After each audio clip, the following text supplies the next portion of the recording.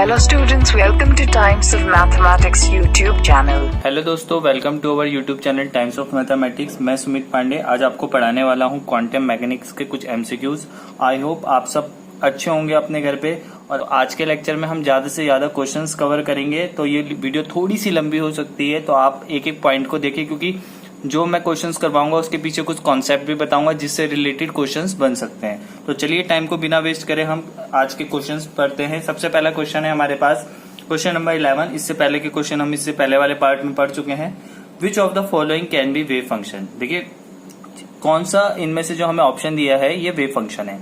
Option पहला दिया है tan x, सेकंड दिया है sin x, थर्ड ऑप्शन दिया है cot x और फोर्थ ऑप्शन दिया है sec x। तो देखिए जो वेव फंक्शन होता है, हमने पहले भी जो श्रोडिंगर इक्वेशन पढ़ी थी उसमें जो हमारा वेव फंक्शन होता है हम उसको रिप्रेजेंट करते हैं साई से, ऐसे साई से रिप्रेजेंट करते हैं।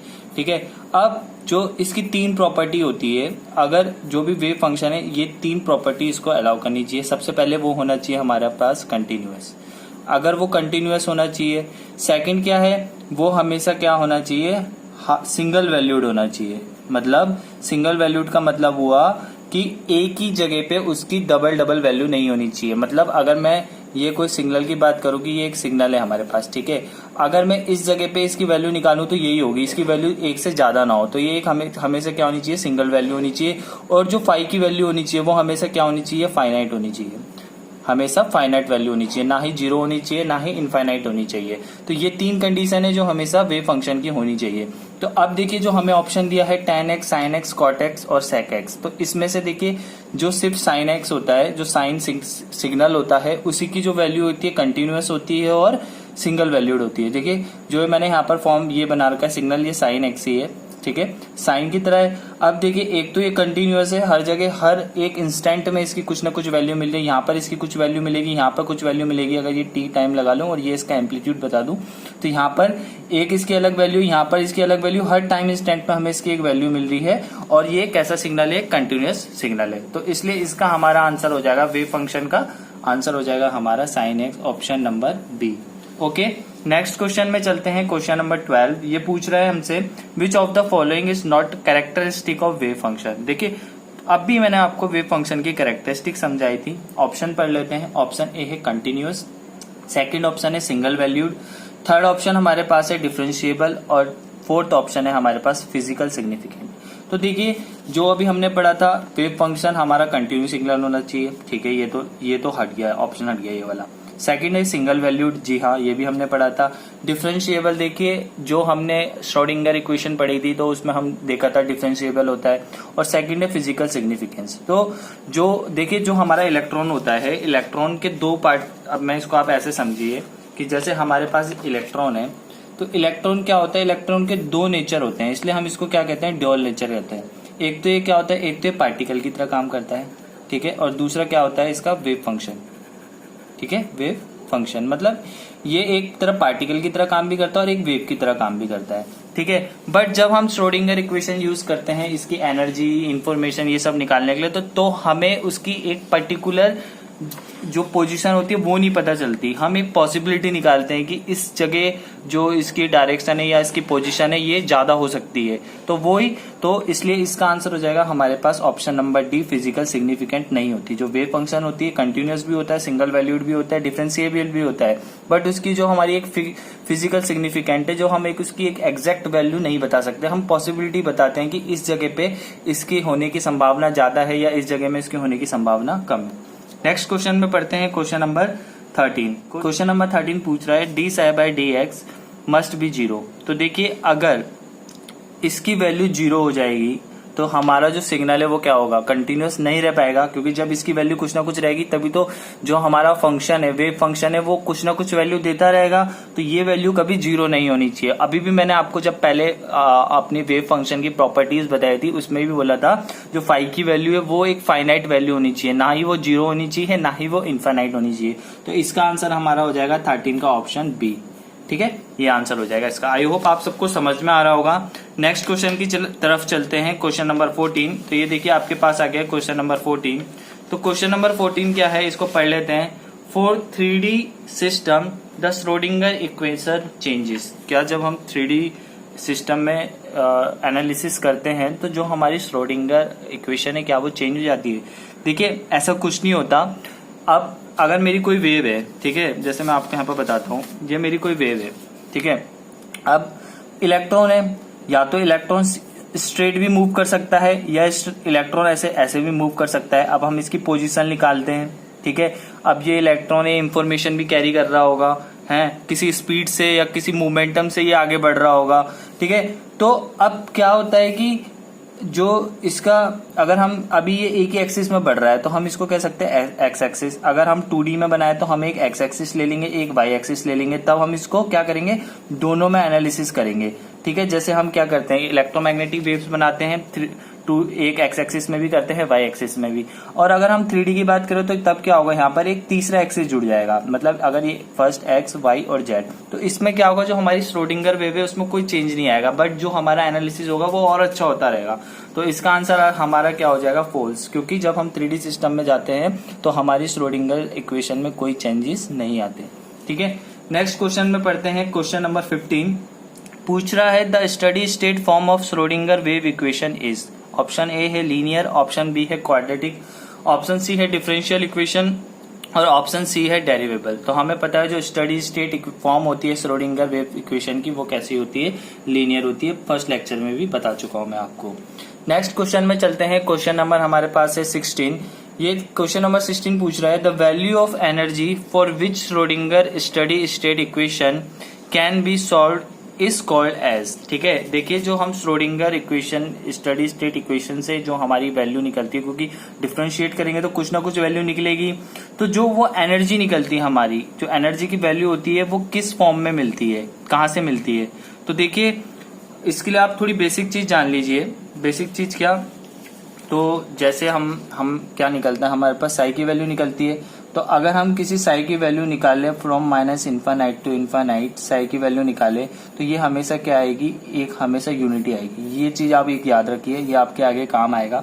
ठीक है, उसके बाद हम क्या निकालते हैं, उसके बाद जब हम आगे वैल्यू निकालेंगे तो आपको वहां से पता चलेगा जो हमारा एक फंक्शन आता है A over head psi is equal to A psi. तो जो इसमें ए होता है ये होता है हमारी इगन वैल्यू। ठीक है, इगन वैल्यू होती है, और ये हमारा जो साई होता है यहाँ पे ये होता है हमारा इगन फंक्शन। ठीक है, ये हमारा होता है इगन फंक्शन। और जब हम श्रोडिंगर को सॉल्व करते हैं उसमें जब हमारे पास एच निकलता है जिसको हम कहते हैं हैमिल्टन, तो ये हमेशा क्या देता है, ये हमेशा टोटल एनर्जी देता है। ये भी याद रखना, ये हमेशा क्या देगा, टोटल एनर्जी देगा। मतलब एक हमें काइनेटिक एनर्जी देगा प्लस पोटेंशियल एनर्जी, दोनों एनर्जी देता है। तो यहाँ पर जो वैल्यू देगा एनर्जी की वो हमेशा क्या देता है हमें, जो हमारा क्या निकलता है, आइगन वैल्यू निकलती है। जो हमारा ए निकला आइगन वैल्यू हमें क्या दे देगा, उसकी एनर्जी की वैल्यू दे देगा। नेक्स्ट क्वेश्चन में चलते हैं। क्वेश्चन नंबर 17 में sin 2x is an eigen function of operator. ठीक है, किस ऑपरेटर का इगन फंक्शन है। ऑप्शन ए है D by D X, option B है D del square by D del X square, option C है कि दोनों में देगा, और ऑप्शन डी है इनमें से एक में भी नहीं देगा। तो चलिए हम इसको सॉल्व करके दिखाते हैं।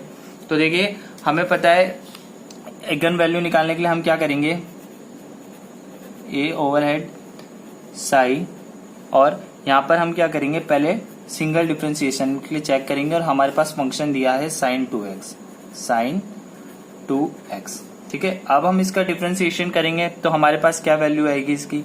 अब sin 2x का डिफरेंशिएशन करेंगे तो हमारे पास क्या वैल्यू आएगी, sin का डिफरेंशिएशन करके हमारे पास आ जाएगा 2, ये आगे आएगा 2 cos 2x। ठीक है, अब हमने क्या पढ़ा था, a over head psi is equal to A psi. तो क्या जो हमारी ये वैल्यू निकल के आई है ए ओवर हेड साई की, ये इसके इक्वल आई है, नहीं आई है। तो इसका मतलब ये इसके इक्वल तो है नहीं, ए साई के इक्वल तो है नहीं। तो ये जो हमारा डी बाई डी एक्स है ये ऑप्शन तो हमारा हट गया। ठीक है, अब हम क्या करेंगे, दूसरे D square del square by del X square को चेक करेंगे। तो इसमें देखते हैं हम, तो हम कैसे करेंगे, यहाँ पर साई के साथ कर देंगे del by del X square sine 2x का। ठीक है, जब हम इसका एक पहले क्या करेंगे, सिंगल करेंगे, तो सिंगल करके हमारा जाएगा del D X sine X का क्या हो जाएगा 2 cos 2x। फिर हम इसको दोबारा करेंगे, तो दोबारा करके हमारे पास आ जाएगा -4 sin 2x, और sin 2x हमारे पास क्या है, साई की वैल्यू है, यहाँ पर -4।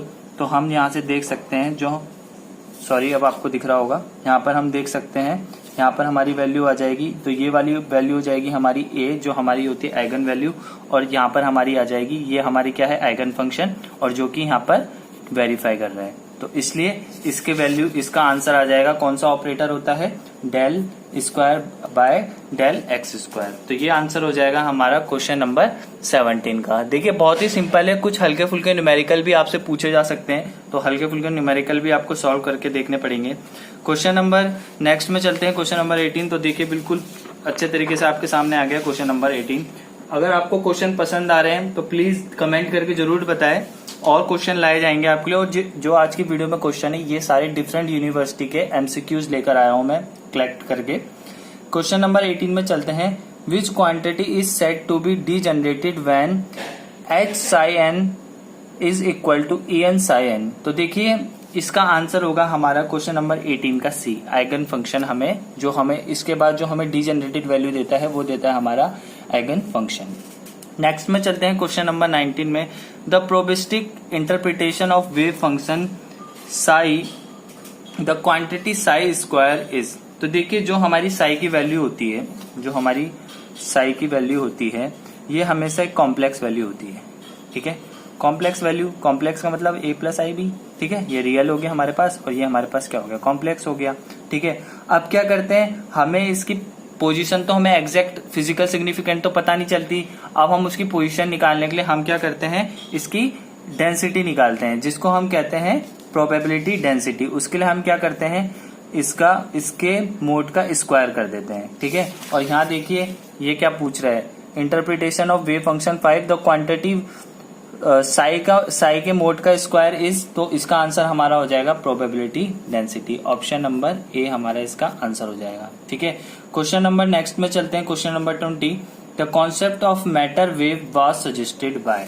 तो ये जो हम मैटर वेव के बारे में जो अभी सब कुछ पढ़ रहे हैं, ये कॉन्सेप्ट हमें किसने दिया, ठीक है। तो आप, ये बहुत इजी क्वेश्चन है, सबको ही पता होगा। इसका आंसर हमारे पास क्या हो जाएगा, option number B, de Broglie, ठीक है, option number B. Next question में चलते हैं, question number 21, the intensity of diffraction pattern is proportional to dash of the wave function.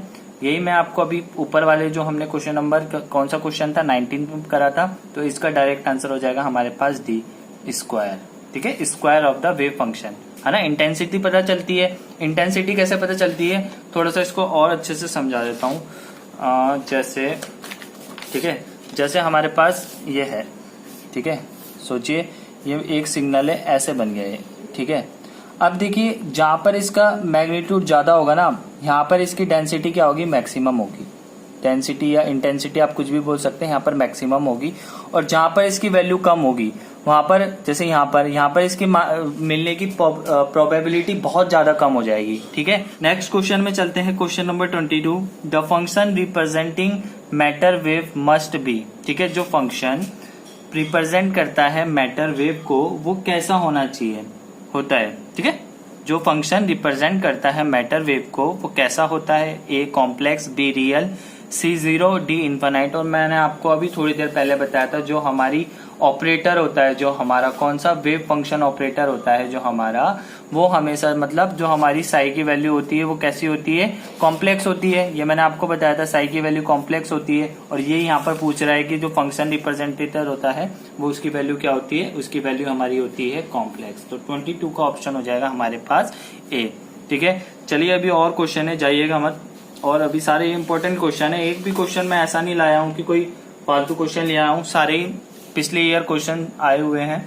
Next question में चलते हैं, क्वेश्चन नंबर 23 में, the total probability of finding the particle in space must be.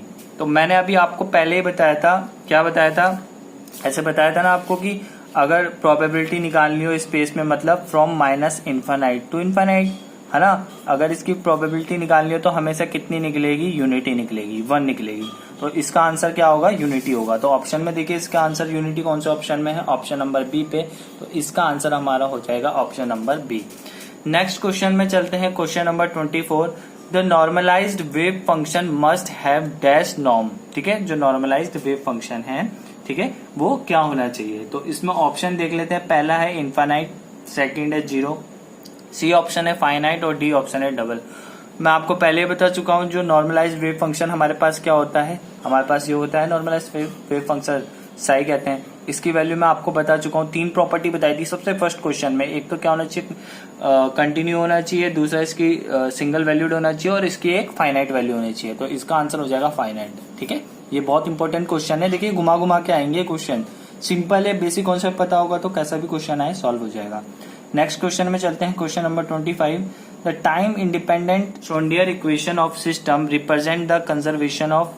ठीक है, option A है total energy of the system, option B है total potential energy of the system, option C है total kinetic energy of the system और option D है total binding energy of the system. तो ये मैं आपको पहले ही बता चुका हूं। तो जो हम यूज करते हैं, हमें क्या निकलता है, हैमिल्टन देता है। हैमिल्टन कौन कौन सी देता है, एक हमें देता है kinetic energy plus potential energy, और ये जो एनर्जी देता है ये कैसी एनर्जी होती है, हमारी टोटल एनर्जी, है ना, टोटल एनर्जी मिलती है। तो इसका आंसर हमारा हो जाएगा option number A, total energy. 25 का ऑप्शन हो जाएगा टोटल एनर्जी। तो देखिए वीडियो में मैं इतने अच्छे क्वेश्चन लेकर आया हूं आपके लिए, तो वीडियो को आप ज्यादा से ज्यादा लाइक करें, ठीक है, दोस्तों के साथ शेयर करें और चैनल को सब्सक्राइब जरूर करें। तो चलिए मिलते हैं नेक्स्ट वीडियो में। Thank you.